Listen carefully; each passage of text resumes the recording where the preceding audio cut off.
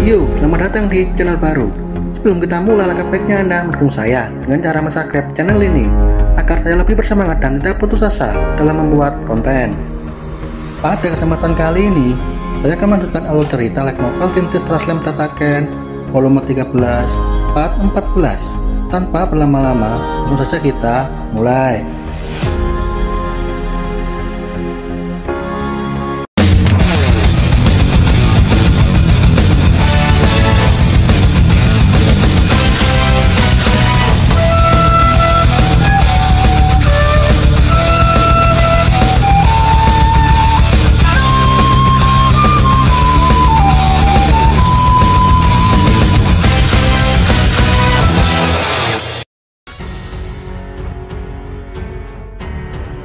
Kumara menggunakan cakana dan mencoba merobek leher Kansas. Namun Kansas berhasil menghindari serangan Kumara dengan cukup tenang. Kansas mengambil motornya dan mewujudkan rubah hitam dan dia ibu Kumara. Kata-kata hinaan keluar dari mulut Kansas untuk mengajak konsentrasi Kumara. Kumara menggelengkan kepalanya dan mengingat pelatihan yang diajarkan Hinata. Bagi Kumara, jika dirinya marah karena hinaan, Kumara yakin akan kalah. Dengan itu 9 ekor Kumara bersinar. Kuperkenalkan, namaku Kumara. Kansas terkejut saat melihat pemandangan yang mustahil. Dengan beberapa serangan, motor ibu Kumara hancur berkeping-keping dalam sekejap. Namun Kumara tidak peduli dengan itu. Tanpa ampun 9 ekor Kumara mencapik-capik Kansas hingga menjadi potongan kecil. Di sisi lain diperlihatkan seorang pria bermeditasi dalam diam. Dia Jaekyun. Kedua mata yang tidak pernah tertutup, mata itu menyerap informasi di sekitar dan mengompres di otaknya. Kerangka magis sudah dimodifikasi sesuai selera tuannya Rimuru. Sel-sel yang membuat kerangka luar, dalam yang hilang. Jaekyun sudah terbiasa dengan sel-sel tuannya dan menjadi bagian dari dirinya. Mengembangkan sifat adamante yang lebih kuat dari berlian, itu adalah armor alam yang setara dengan perlengkapan legendaris. Namun kekuatannya bukan dari kerangka luar, melainkan berasal dari insting bertarungnya yang rakus. Penguasa labirin yang sebenarnya, Jaekyun menampakkan diri di hadapan para musuh. Minit menemukan ruangan gelap tanpa jebakan dan pintu yang terbuka untuk siapapun. Di balik pintu ada meja dan kursi yang disertai buah-buahan dan minuman. Minit mendengar banyak orang yang berbincang-bincang, seolah-olah sedang menikmati hidupnya dengan damai. Saat mendekati lebih jelas, Minit melihat Krishna Bajin dan Raicha. Mereka saling menyapa dan bertukar informasi. Di pihak Krishna, mereka mengemban misi menyelamatkan pasukan yang masih hidup. Namun sayang, semuanya sudah tewas. Dan saat setelah mereka mengalahkan Aldaman, tiba-tiba mereka dikirim ke ruangan ini. Mengetahui semuanya, Minit menawarkan kerjasama. Jika ingat apa yang dikatakan Kakuryu, kita harus merebut pangkalan kebangkitan dan membunuh mereka setelah bangkit kembali. Mereka semua nampak kesal dengan Kakuryu. Menurut mereka, Kakuryu melakukan kesalahan besar dengan mengirim 500.000 jenderal ke dalam labirin. Dan itu adalah kebodohan. Minit bertanya, apa ada yang masih hidup? Krishna menjawab, hanya kami bertiga yang masih selamat. Dengan itu mereka memutuskan untuk mundur, karena itu adalah keputusan yang terbaik. Mereka bergerak dan menemukan 2 pintu. Saat mendorong pintu tidak dapat dibuka. Dan ada tulisan angka 200. Jika dihitung, pintu akan terbuka dalam waktu 3 jam kurang. Dengan itu Minit lega karena kondisinya akan pulih kembali sepenuhnya. Namun itulah yang diharapkan Jaekyun, melawan musuh dengan kondisi yang prima. Waktu yang ditetapkan sudah habis. Dengan itu, pintu terbuka. Saat memasuki pintu, mereka melihat gurun yang luas, tempat mayat pasukan Kaisar Timur yang ditumpuk, dan juga terlihat Jaekyun yang duduk di atas tumpukan mayat. Pada saat itu juga suara bergema, "Selamat datang wahai para pemberani." Hanya dengan suaranya saja udara berubah seketika. Udara terasa mencekam dan sangat berat. Bahkan Minit sampai yakin bahwa Jaekyun itu adalah Raja Iblis Rimuru itu sendiri. Krishna juga sangat yakin dengan aura yang dipancarkan. Jaekyun itu lagi Demon Lord. Mendengar pernyataan Krishna dan Minit, Jaekyun marah karena disamakan dengan tuannya Rimuru.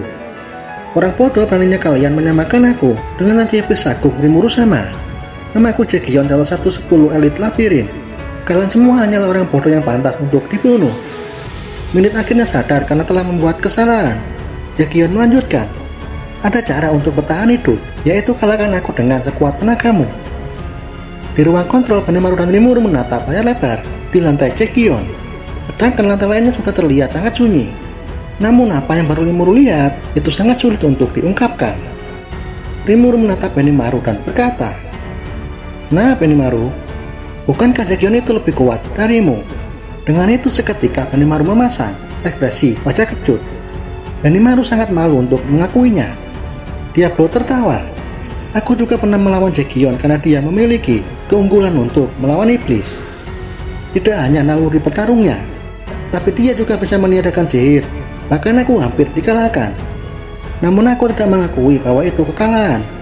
Dan aku akan kalah jika Rimuru sama mengakui kekalahanku."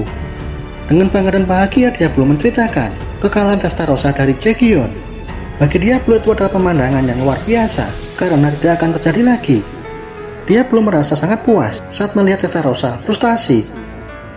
Walaupun demikian, Rimuru sangat lega dan kagum kepada trio gadis sipil yang mampu melawan Jagion secara setara. "Tapi aku tidak menyangka semua bawaanku akan semengerikan ini." Gambar di layar menunjukkan Jagion yang berhasil mengumpulkan orang-orang kuat dengan skill manipulasi spasial. Dan yang paling mengerikan indera persepsinya yang mampu mengamati semua pertempuran sambil meditasi, lalu mengumpulkan penyintas kuat dan melawannya. Bagi Rimuru itu adalah hal yang sangat berbahaya. Namun semua orang mengakui kekuatannya, bahkan gurunya Valdora tidak meragukan kekuatan Jagion. Pertarungan dimulai dari Bajin yang menyerang Jagion dengan pedangnya yang mampu membelah batu besar. Namun sangat mengejutkan, dengan santai Jagion mampu menahannya hanya dengan tangan kirinya. Jagion mengepalkan tinjunya lalu melancarkan serangan balik dengan memukul Bajin tepat di perutnya. Melihat itu Rimuru bertanya-tanya, sekuat apa tinju Jagion? Baju besi tingkat legendaris Bajin hancur berkeping-keping hanya dengan satu pukulan, bahkan Bajin tewas seketika. Dengan itu mereka membeku saat melihat Bajin tewas secara tiba-tiba. Pada saat yang sama tanpa disadari, mereka terbelah menjadi dua bagian dan tewas. Krishna berteriak marah saat melihat kedua temannya tewas. Krishna langsung melepas kecepatan ilahinya, Dimensional Slash, sebuah serangan tebasan yang mampu menebas semua pertahanan dan memotong semua dimensi. Bagi Rimuru tanpa spatial dimensi dan spatial manipulasi, itu mustahil menahan Dimensional Slash.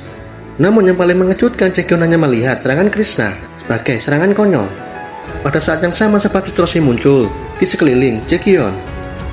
Melihat itu Rimuru terkejut dengan Jagion yang mampu menguasai Absolute Demon Uriel dengan sempurna. Krishna sama sekali tidak percaya dengan Jagion yang tidak menerima kerusakan sama sekali. Jagion bergumam, "Ini kekuatan yang Rimuru sama berikan kepadaku. Serangan apapun tidak akan mempan padaku." Mendengar itu Rimuru terkejut karena Rimuru tidak pernah merasa mengajari itu kepada Jagion. Raphael memberitahu, skill dominasi ruang milik Jagion berada di luar skill unik, dan itu alasan Jagion mampu melawan Valdora sendirian. Minit meminta Krishna untuk menggunakan kekuatan penuhnya, selagi Minit memperlambat pergerakan Jagion. Minit menutupi Jagion dengan manipulasi gravitasi dengan tujuan memperlambat pergerakan Jagion. Namun sayang sekali, Jagion juga sanggup memanipulasi gravitasi. Dengan itu usaha Minit gagal total. Melihat itu Rimuru tercengang. Rimuru pikir Jagion sangat kuat, tapi bagaimana bisa dia sekuat itu? Rimuru semakin terkejut saat tahu bahwa guru Jagion tidak hanya Valdora, tapi juga Raphael Sensei. Rimuru bertanya kepada Raphael, "Bagaimana caramu memberi instruksi kepada Jagion?" "Master telah memberi sel Anda kepada Jagion. Koridor jiwa Jagion terhubung dengan Master." Rimuru melanjutkan, "Jika demikian, apa itu punya kondisi yang sama?" Raphael melanjutkan, "Jawabannya perbedaan fisik dan bakat. Jagion individu yang luar biasa.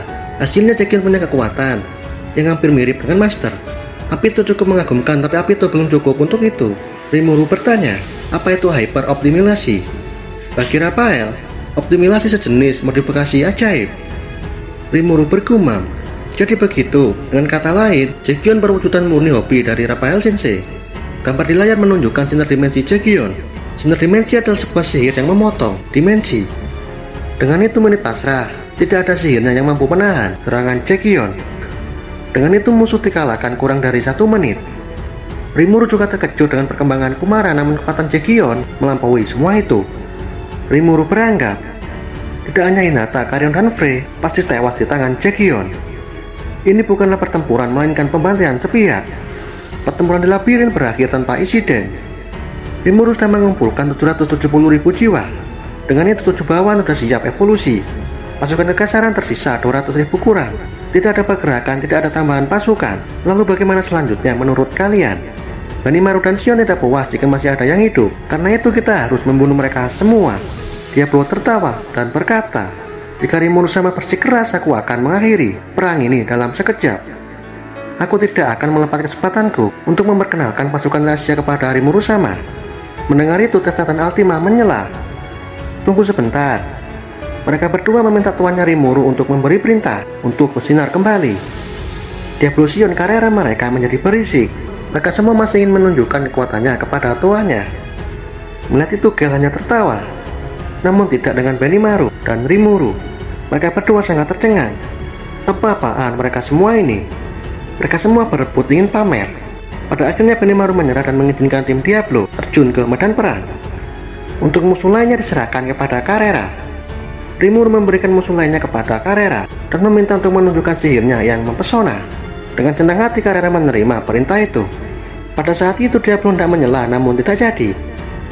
Melihat ekspresi Diablo, Rimuru merasa kasihan kepada Diablo. Rimuru melompat dari kursinya dan menepuk bahu Diablo. Diablo, sebenarnya aku ingin kau melawan panglima tinggi musuh. Mendengar itu, Diablo berubah menjadi bahagia yang sebelumnya iri kepada Carrera. Carrera, Sion, dan Gale bergerak. Setelah itu tak lama kemudian, pintu ruang kontrol terbuka. Momiji muncul. Dan kita lanjut di video selanjutnya. Terima kasih sudah menonton.